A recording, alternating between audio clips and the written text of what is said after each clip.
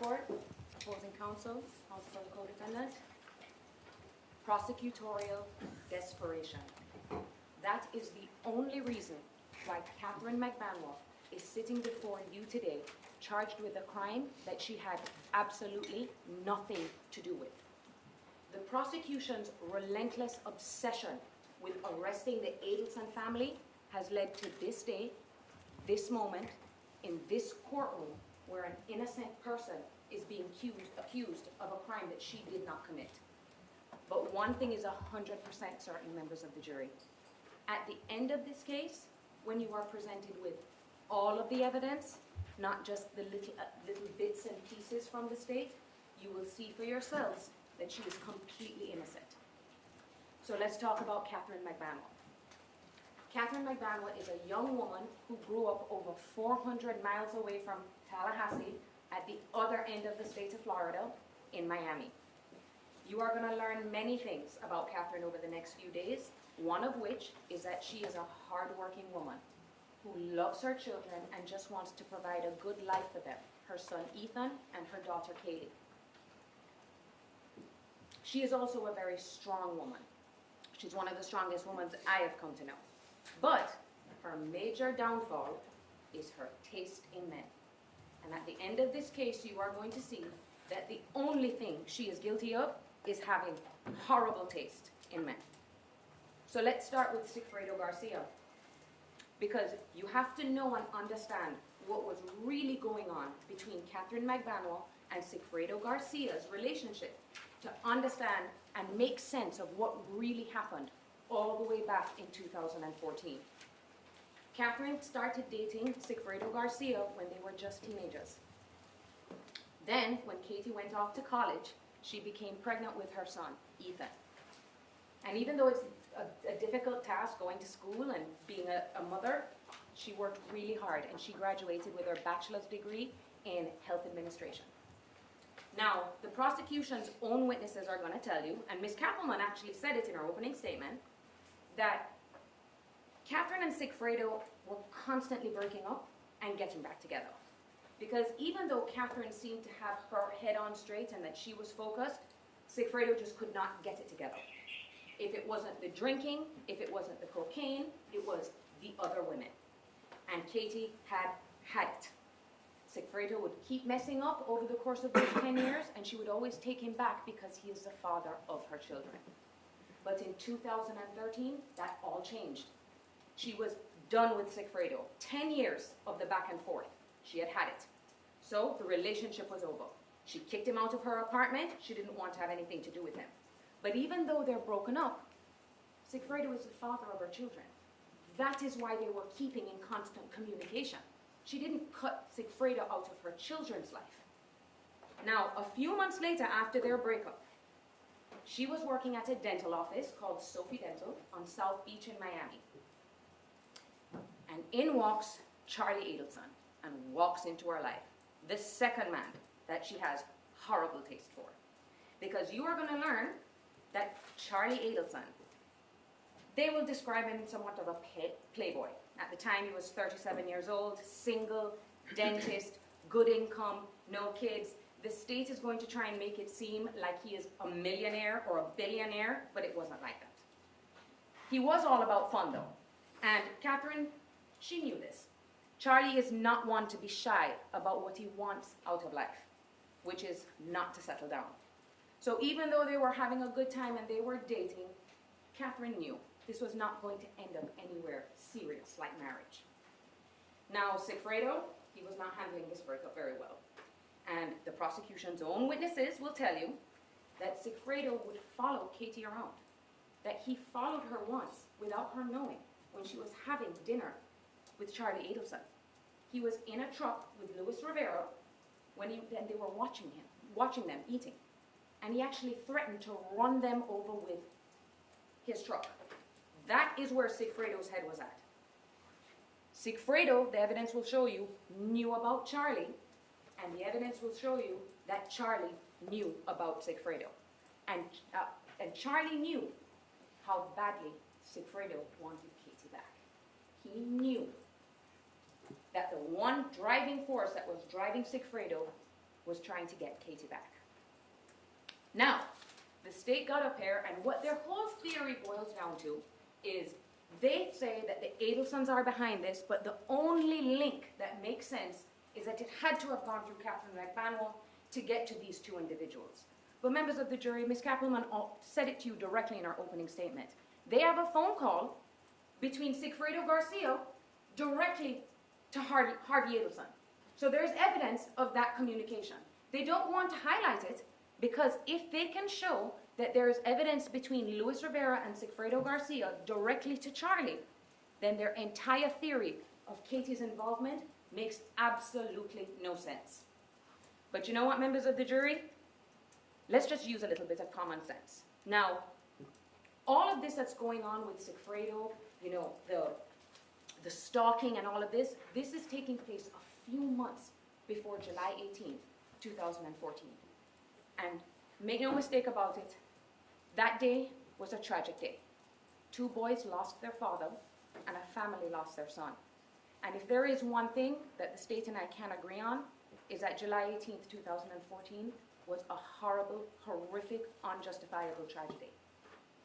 And although nothing can bring Dan Markel back to his family and to his friends, we do all want the same thing in this case: justice for a senseless loss of life. But one thing needs to be clear, and it needs to be made clear from the very beginning. Justice does not come from convicting an innocent person for a crime that they did not commit. That is actually the opposite of what justice stands for. Now, the prosecution got up here and they told you about their case, and they made it very clear who they think is behind the murder of Dan Markel, the real perpetrators behind this crime: the Adelson family. But the Adelson family, Charles, Donna, and Harvey, they're not in this courtroom today, and they're not going to be here during this trial, because you're going to find out that the state hasn't even arrested or charged them with anything, because they don't have the evidence to do it.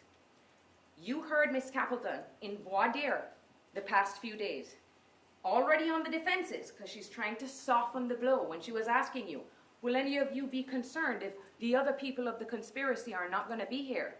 Because she doesn't want you to think about it, because it's not good for her case. You have to think about it, members of the jury. That is a pivotal question in this case, as to why the Adelsons are not in this courtroom. And why that is so important is because that is the reason, ladies and gentlemen, why Katherine Magbanua was charged in this case. Because of the prosecution's desperation and blinding desire to arrest Charlie Adelson and his parents. Do not check your common sense at the door, ladies and gentlemen, because common sense is going to be the only tool that you will need to see that Katherine was just a pawn in Charlie Adelson's plan to kill Dan Markel. And now the prosecution is trying to use Katherine as a pawn to get to Charlie Adelson. That is the only reason that we are here. The prosecution wants you to believe that Katherine, a young, hard-working mother of 2, took money to help coordinate the murder of a man she has never met for a guy that she has known for less than a year. They want you to believe that Katherine asked the father of her kids, who she was separated from at the time, to commit a murder for her new boyfriend. That makes no sense. Any way you look at it, it just doesn't make any sense, members of the jury. So let's talk about the evidence that the state is going to bring you against Katherine Magbanua. The cash deposits that Ms. Kappelman talked about. The prosecution is going to present you with a witness who analyzed Katherine's bank records between the year of 2013 and the beginning of 2016. And these witnesses will tell you that there was an unusual spike in her cash deposits. Mind you, they only looked at an 18-month period to make this analysis. So let's talk about what the state did not tell you. And I sat back at my desk and I was listening to their opening statement. And I said, let me see to myself if they're going to give the members of the jury the whole story. And they didn't.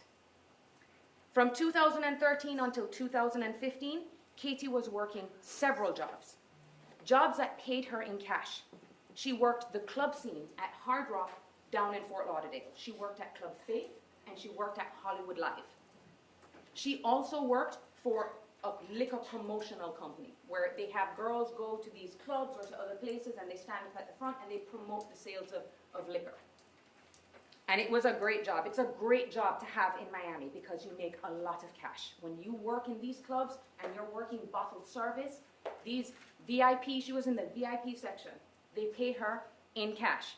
Now, members of the jury, this is not a surprise that I am just dropping on the state attorney right now. This is not coming out of nowhere. The FBI, the Tallahassee Police Department, and the prosecution knew about this. Witness Yindra Velasquez Mascaro, who was Katherine's best friend and worked with her at these clubs, were interviewed by the FBI and the Tallahassee Police Department over 3 years ago. And she told them this, and they just ignored it. And you want to know how I know that they're going to want you to ignore it? Number one, they didn't mention it in their opening statement. They just left that little piece out. But they're going to present you with summaries of her cash deposits. And their witness will tell you that all that consideration of her getting paid cash from other jobs, that's not in there. They don't want it in there because they don't want you to see it, because it doesn't fit with their case. But even without that evidence, let's just take that evidence out. They want you to believe that Katherine Magbanua was paid for a murder in cash and then she walked into the bank to deposit it, the place where no one will ever find it. That she decided to walk into a bank with video cameras and a record, and that was the plan to hide the money in the bank.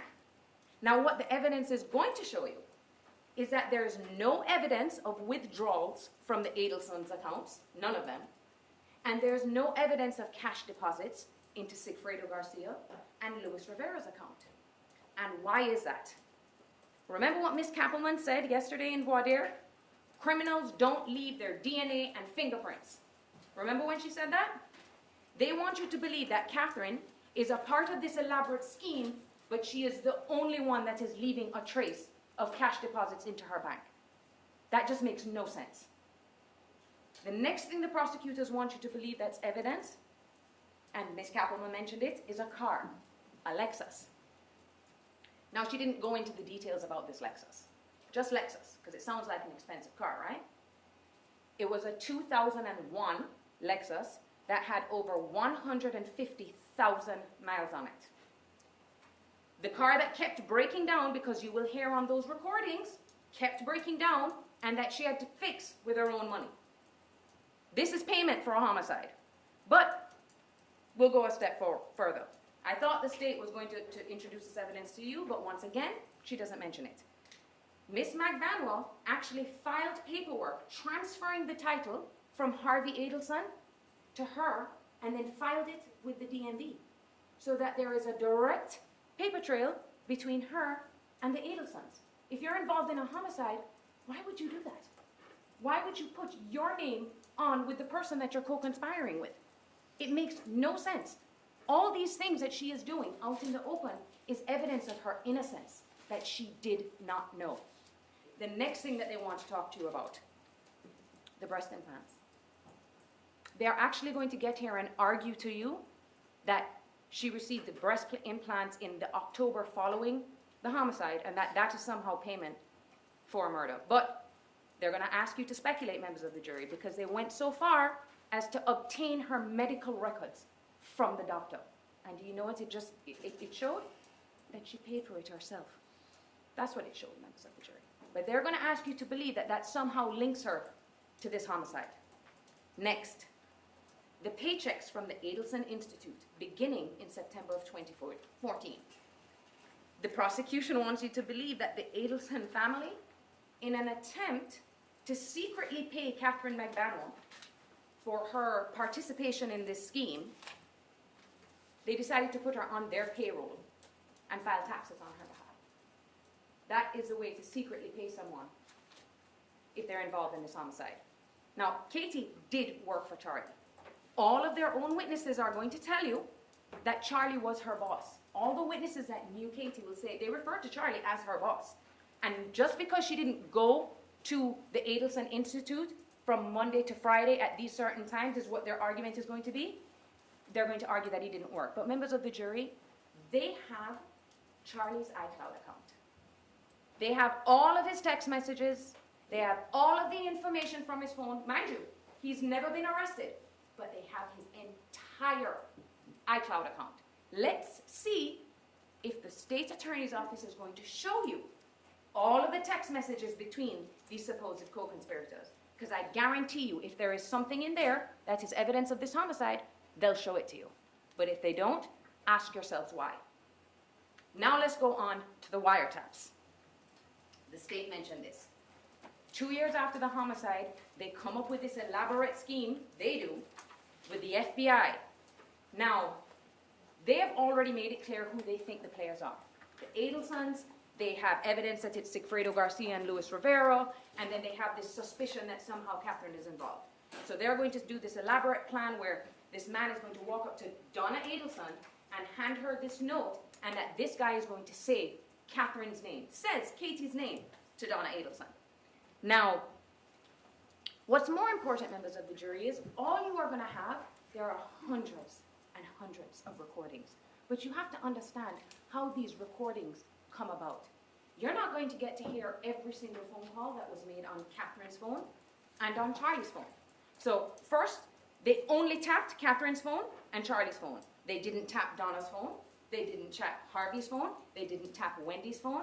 They didn't tap Sigfredo Garcia's phone. Only Katie and only Charlie. Next, they will explain to you that how these, what they call T3 calls, how they come to be, is it goes through the filter of the FBI. What that means is all these members of the police department are listening to their phone calls. They determine what they think is relevant and important. If they don't think it's important, they turn off the recording. So you're not going to get to hear everything. It's like I told you, members of the jury, bits and pieces. What they think is important. So when they make an argument, oh, this sounds funny, you are not going to have any context to any of these phone calls. But one thing is clear.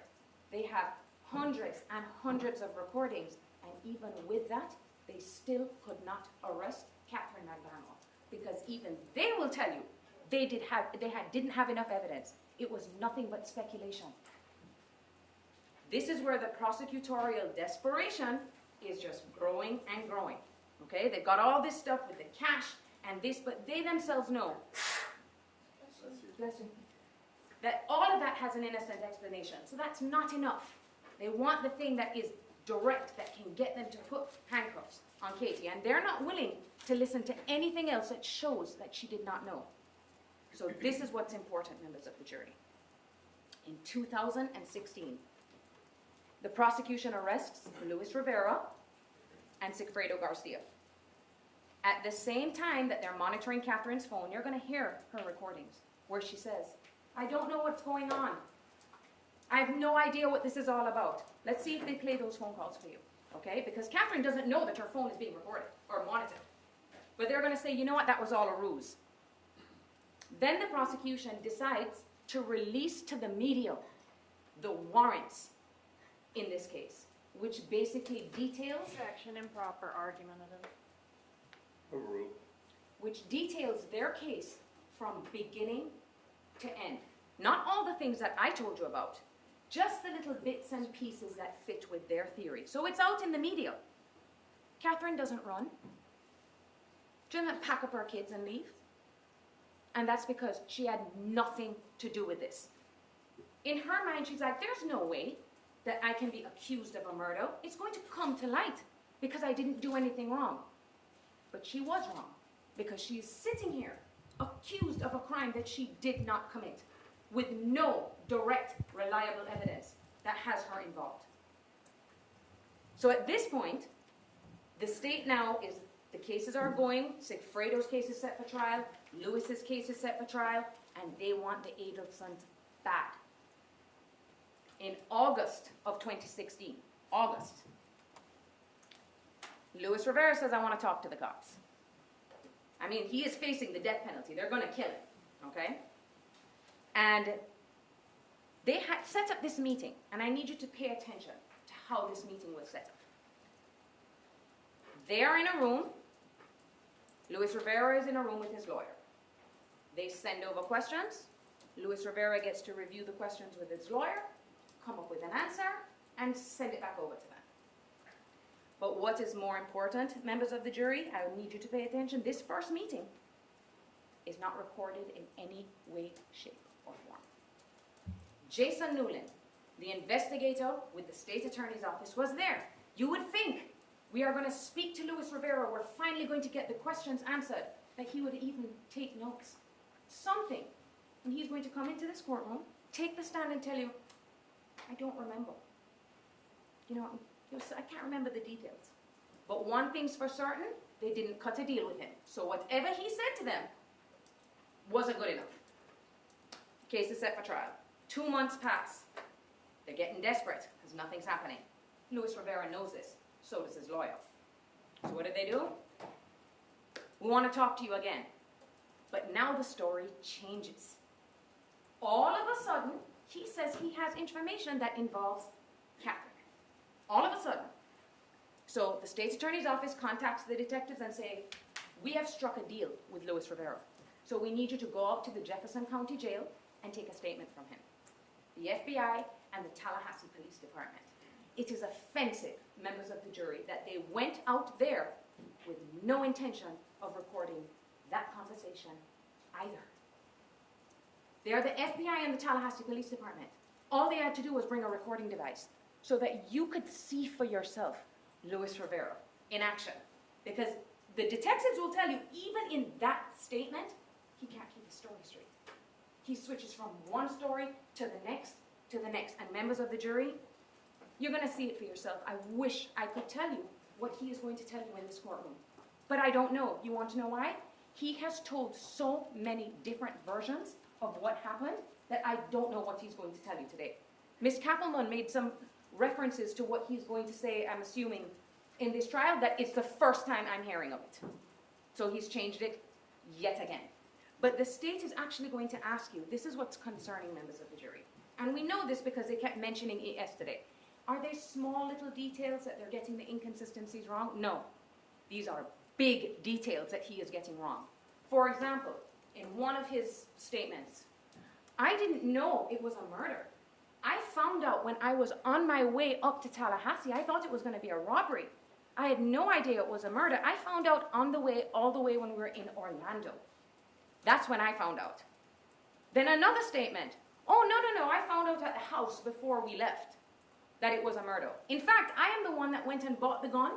I am the one that went and bought the bullets. And I actually rented the car for the second trip. They want you to ignore these things, members of the jury, which is evidence that shows you that he is a liar.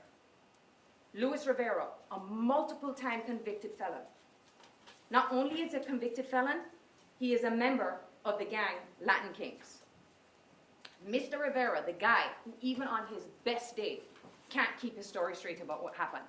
The man who takes pleas, which you will find out because of his federal case, he just takes pleas to save himself. He has a history of doing it. This is their star witness against Katherine. Because all that other stuff that they talked about, the Prius and all, has nothing to do with her.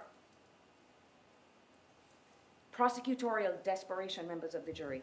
They are so desperate to get Charles Adelson that their belief is the only way to get through to him is we have to get to Katherine. They want to arrest her because that's our way to get to Charlie. But they were mistaken because Katherine didn't know. She doesn't have the information that they want. So now 3 years later, she is sitting here accused of a crime that she did not commit. And I'm not going to go over too much in detail because Mr. Zangané went over that plea deal. Do I even need to tell you how ridiculous that plea deal is? He is already serving 12 years for a RICO federal charge. The man who was involved with murdering Dan Markel, that is going to show you, members of the jury, of how desperate they were. He isn't even going to serve 7 years. You want to know why? Because in Florida, if there's no minimum mandatory, you get gain time.